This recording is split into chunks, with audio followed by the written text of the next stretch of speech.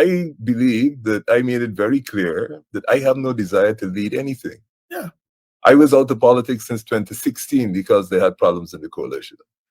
I came back because I thought the country is going over the precipice. So this perception that this is some middle class entitled person who believes that he should lead, forget it. I at a drop of a hat would leave this. That's not an issue for me at all. That was leader of the Alliance for Change, Nigel Hughes.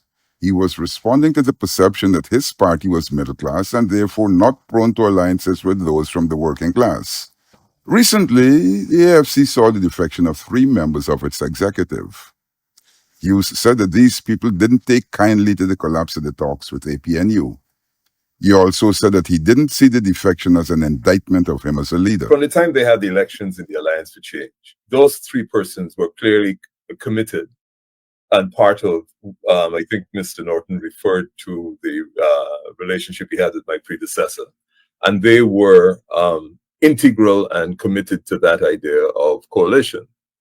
They were not happy with the results of the elections in the Alliance for Change. And there was not a single day after my election that they did not participate in acts intended to undermine my management of the Alliance for Change. Juretha Fernandes, Sherod Duncan, and Ricky Ramsaroop signed on as member of a Partnership for National Unity.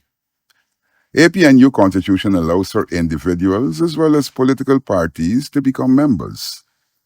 Hughes said that after his election as AFC leader, he co-opted these people to the management committee.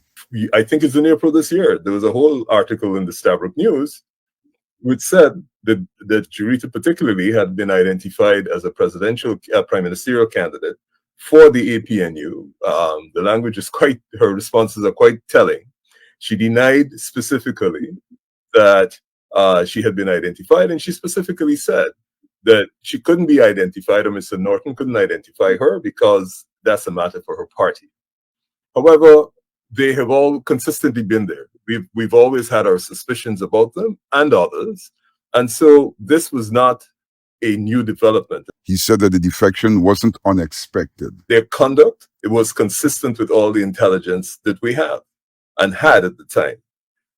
So insofar as whether they have an impact in the party, of course, there are 3 out of, 9 MPs that sit in the National Assembly. When I took over in July last year, I didn't interfere with the members of parliament. I left that area specifically for Mr. Ramjatan,